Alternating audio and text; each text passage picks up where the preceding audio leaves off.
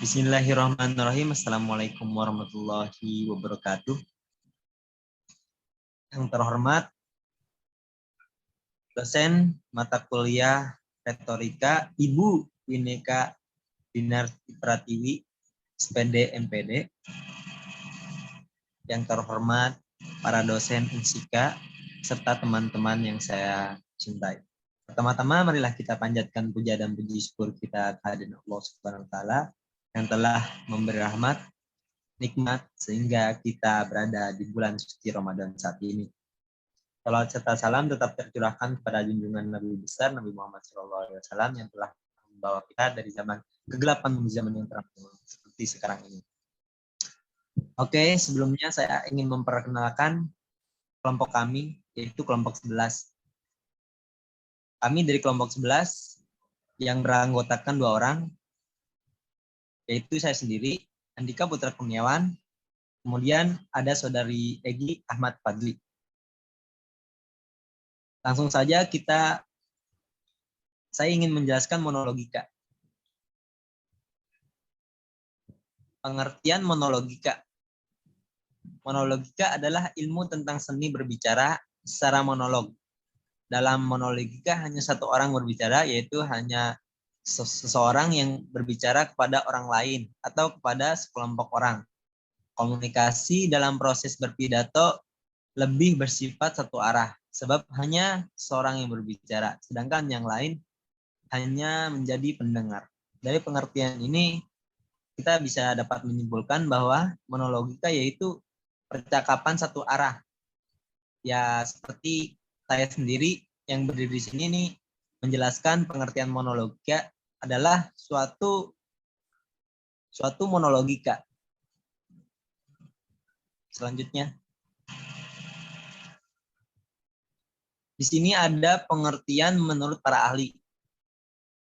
Menurut Johannes Uno, dalam bukunya Aang 2014 halaman 714, secara leksikal monologika berasal dari kata monolog yang artinya mono, yakni satu arah tunggal, dan log dari kata logos yang berarti ilmu. Jadi kita menyampaikan ilmu dari kita sendiri, dari satu orang kepada orang lain.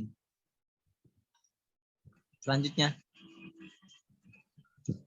yaitu ada monologika secara pengertian menurut Wood dalam bukunya Yusuf Zainal Abidin 2018 halaman 143 adalah ilmu tentang seni berbicara secara monolog, di mana kegiatan berkomunikasi atau berbicara hanya dilakukan dalam satu arah. Seperti yang kita ketahui tadi di atas sudah dijelaskan bahwa monolog yaitu berbicara satu arah. Seperti contohnya kita berpidato, kita berceramah atau sedang memberikan ilmu pada masyarakat dan yang berbicara hanya satu arah, seperti presentasi ini bisa disebutkan monolog. Kemudian slide selanjutnya akan dipresentasikan oleh saudara Egi Ahmad Fadli. Baik, selanjutnya istilah monologika. Secara istilah, monologika adalah suatu sebutan terapan retorika yang menjelaskan tentang seni peran dan seni berbicara tunggal di hadapan publik. Seperti yang kita ketahui bahwasannya setiap seni dalam berbicara itu berbagai macam. Salah satunya ketika kita berpresentasi atau ketika kita menyampaikan materi sebagai guru itu bisa disebut dengan satu buah atau contoh dari monologika. Yang selanjutnya yaitu retorika model monologika. Retorika model monologika secara umum berarti sebagai sebuah wacana tunggal, searah atau otoritatif.